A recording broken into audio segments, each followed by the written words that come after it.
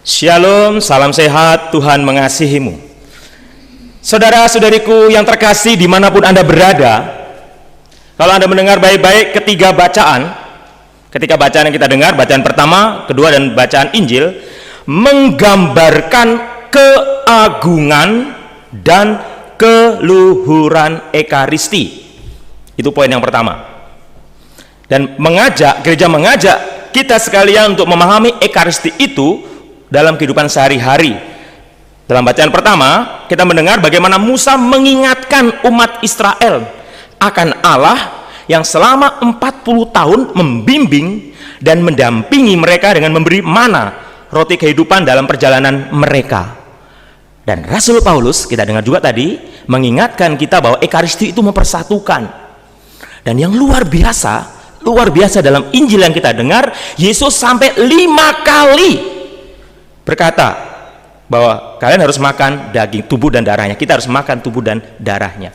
Para murid diingatkan itu. Saudara-saudari yang terkasih, yang harus diyakini oleh kita semua adalah dalam Ekaristi benar-benar Yesus itu hadir. Dalam kehidupan kita juga demikian. Tapi saya punya satu cerita yang saya sendiri sampai hari ini kalau ingat itu tertawa sendiri. Begini saudara-saudari yang terkasih, saya pernah diundang dalam suatu acara makan-makan tokoh-tokoh agama. Tapi di sini mohon maaf ya, Kristen dan Katolik. Dan yang Katolik mewakili saya.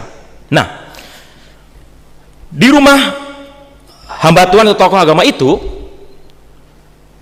kami semua berdatang semua, dan rumah hamba Tuhan itu di dekat pasar, di daerah pasar. Nah, apa yang terjadi saudara-saudara yang terkasih, karena saya kemana-mana naik sepeda motor bebek, deng gitu, dan mereka semua pakai mobil. Nah, sampai ke rumah hamba Tuhan itu, apa yang terjadi saudara-saudara yang terkasih, kami disambut, wah luar biasa sekali.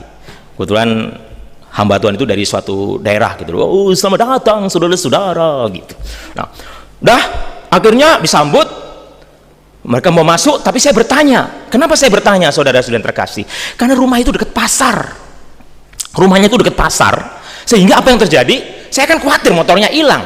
Kalau motor hilang bagaimana? Itu inventaris kuskupan, dok. Hilang bagaimana? Nah, gitu kan. Akhirnya saya bertanya, polos-polos saya bertanya, Pak, saya mau tanya, kira-kira motor saya aman nggak di sini? Apa bilang sih hamba Tuhan tadi? Pastor tidak beriman. Aduh, saya dibilang tidak beriman, memalukan gereja Katolik. Aduh, sudah tidak beriman, memalukan gereja Katolik lagi. Loh, kenapa? Tenang, pastor. Motor pastor dijaga oleh Tuhan Yesus. Duh, Tuhan Yesus hadir jaga motor pastor. Semua akhirnya hamba Tuhan itu mengatakan, pastor itu tidak beriman. Aduh, sekali lagi saya dihakimi saudara-saudara yang terkasih. Sakitnya di sini, semua sakit saudara-saudara. Serius saya digitukan. Tapi maklum, saya ini kan punya kecerdasan spontan saudara-saudari. Saya dibilang begitu, mereka bilang, pastor tidak menyadari kehadiran Tuhan. Tuhan hadir menjaga motor pastor. Tenang, kita makan di dalam. Saya spontan menjawab, saudara-saudari, saya memang mungkin tidak beriman seperti kalian, tapi saya itu tahu sopan santun. Saya tidak mau menyuruh Yesus jaga motor saya, sedangkan kita makan minum di dalam. Saya bilang begitu. Jaga parkir, saya bilang. Langsung apa yang terjadi? Apa yang terjadi? Semua hamba Tuhan itu merenung. Mereka mengatakan, iya pastor, benar ya. Kita suruh Tuhan jaga parkir, kita makan-makan. Saudara-saudara yang terkasih, mungkin hanya cerita begitu, tapi itu saya mengalaminya, tetapi saya mengerti maksudnya. Kehadiran Tuhan, saudara-saudariku, jangan dimengerti dengan salah. Di sini, kehadiran Tuhan memang menyelamatkan, memberikan hidup, karena Tuhan sendiri mengatakan, akulah roti hidup yang turun dari surga. Saudara-saudara yang terkasih, tapi kita jangan melecehkan Tuhan. Dikit-dikit Tuhan. Tidak, saudara-saudara yang terkasih. Justru kita ini harus percaya betul bahwa Tuhan mengasihi kita. Dan kita tidak usah takut dengan penderitaan. Kita tidak usah takut dengan kesulitan hidup ini. Kalau kita merayakan hari raya tubuh dan darah Kristus, dan gereja secara luar biasa menempatkan satu hari Minggu khusus menghormati hari raya tubuh dan darah Kristus. Minggu lalu kita merayakan hari raya Tritunggal Maha Kudus. Ini ada sambungannya agar umat menyadari bahwa Yesus Kristus telah memberikan dirinya seutuhnya untuk karya penyelamatan manusia. Wow, saudara-saudaraku, Ekaristi adalah puncak sumber kehidupan iman kita, saudara-saudara. Nah, ini yang mau saya katakan kepada Anda. Saudara-saudara, Yesus merasakan daya kekuatan pemeliharaan Allah bagi hidup umatnya. Perhatikan baik-baik. Kalau Anda mengikuti Ekaristi, saya memberikan suatu pengajaran ini. Anda mengikuti suatu peristiwa yang luar biasa, yang sebenarnya bukan hanya cerita, tetapi benar-benar kehadiran nyata Yesus yang merasakan daya kekuatan pemeliharaan Allah bagi hidup umatnya melalui tubuhnya yang diremukkan. Perhatikan baik-baik. Kalau kita merayakan Ekaristi, jangan lepas dari konteks peristiwa salib. Perhatikan baik-baik, sehingga Anda lebih menghayati. Pada saat Anda merayakan hari raya tubuh dan darah Kristus, Anda akan semakin menyadari disinilah ada suatu pengorbanan luar biasa dari Allah dalam diri Yesus. Jadi Yesus merasakan daya kekuatan pemeliharaan Allah bagi hidup umatnya, dan melalui tubuhnya yang diremukkan di atas salib, Yesus yang harus mati secara menggenaskan, dikuburkan, tapi bangkit memberikan daya hidup bagi manusia yang percaya dan menerimanya. Saudara-saudara yang terkasih, ini luar biasa. Ini luar biasa, dan saya mau katakan ini sangat luar biasa, saudara-saudari yang terkasih. Saat ini saya mengerti Anda hanya menerima istilahnya komuni batin. Tapi disinilah yang harus Anda pupuk adalah kerinduan. Aku rindu. I miss you so much, Jesus. Oh, so sweet, saudara-saudara. Sungguh-sungguh rindu. Pertanyaannya adalah, apakah kerinduan itu Anda pupuk dalam diri Anda? Kerinduan dan perpaduan antara kerinduan dan perasaan tidak pantas. Saya ulangi, kerinduan dan perasaan tidak pantas. Kita semua itu secara manusiawi tidak ada yang pantas, saudara-saudariku yang terkasih. Sayang, yang pakai jubah seperti mak lampir ini pun, saudara-saudara, juga tidak pantas. Tidak pantas, saudara-saudara.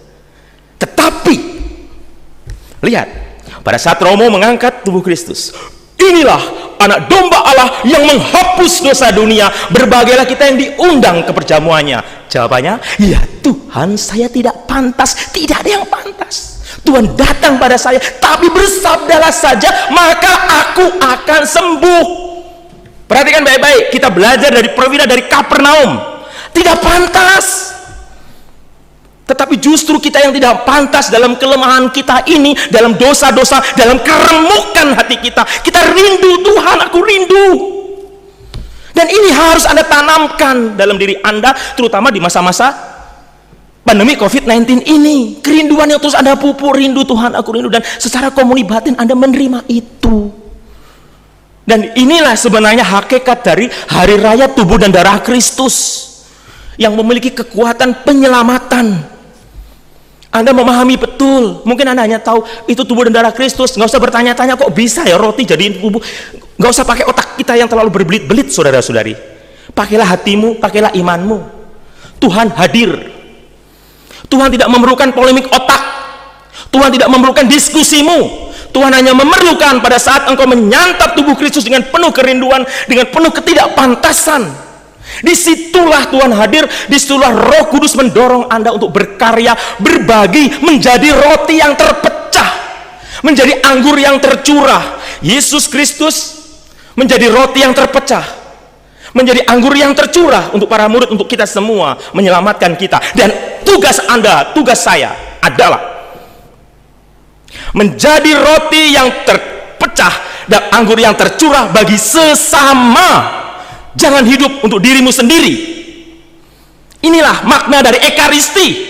Bacaan kedua tadi, Rasul Petrus kepada umat di Korintus mengatakan apa? Hakikat Ekaristi adalah persatuan, bukan perpecahan.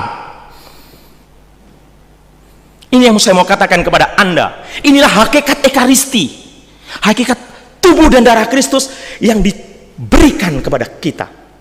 Akulah roti hidup yang turun dari surga. Wow, luar biasa, saudara-saudariku yang terkasih. Luar biasa. Saudara-saudara, di lagu buku Wanda Bakti kan ada kan?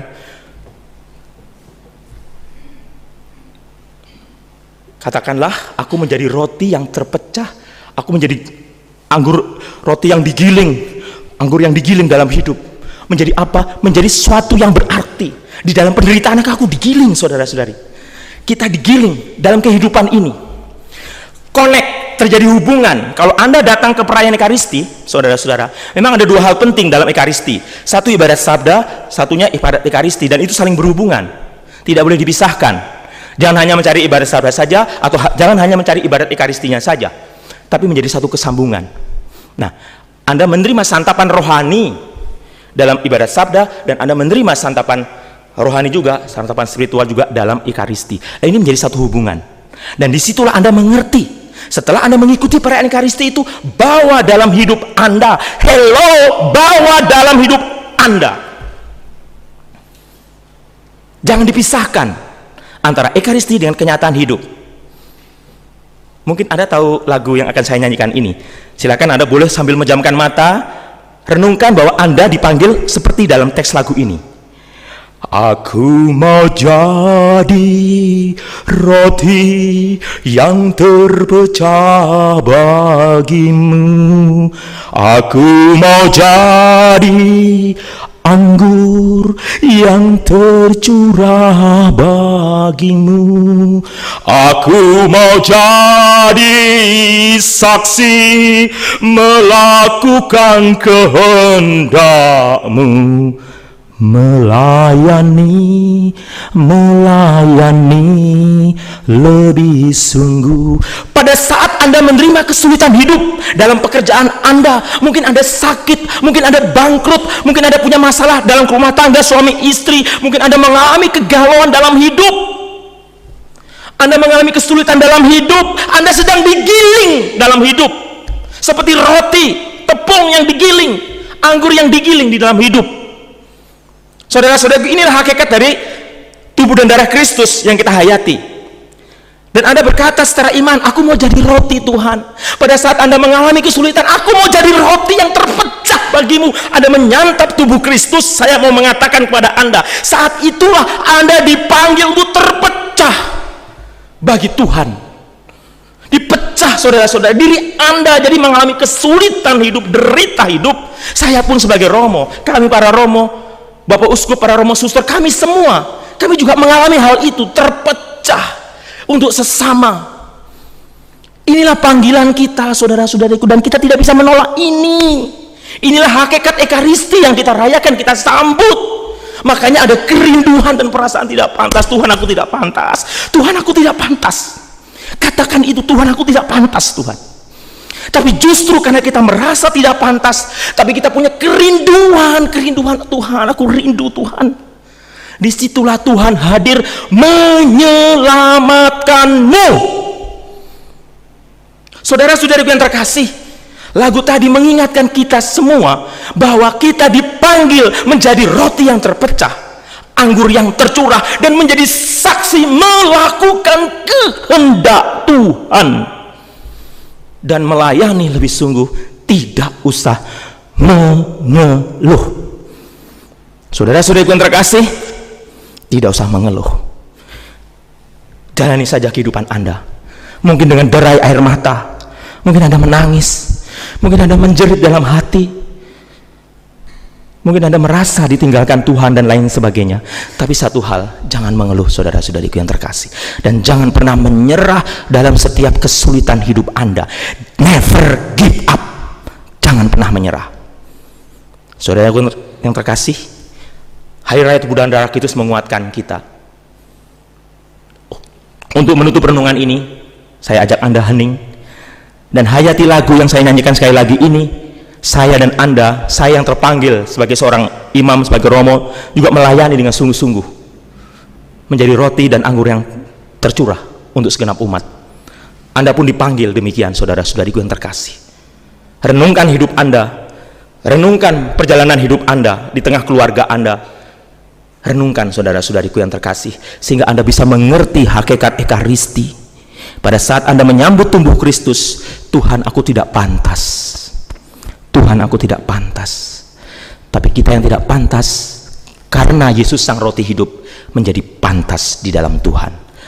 Renungkan lagu ini dalam hidup Anda. Aku mau jadi roti yang terpecah bagimu. Aku mau jadi anggur yang tercurah bagimu. Aku mau jadi saksi melakukan kehendak, melayani. Masukkan dalam hati Anda, sadarilah bahwa Anda dan saya menjadi roti yang tercurah, menjadi roti yang terpecah dan anggur yang tercurah dalam hidup ini. Saat ini Anda hanya menerima komuni batin, saudara-saudari yang terkasih. Anda menerima komuni batin, tapi lakukanlah itu dengan penuh kerinduan. Tuhan, aku rindu. Tuhan, aku tidak pantas aku rindu. Dan siaplah melayani Tuhan lebih sungguh. Siaplah melayani Tuhan lebih sungguh.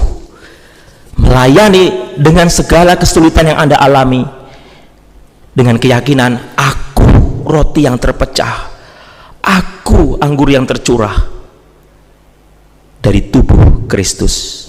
Kita hening sejenak.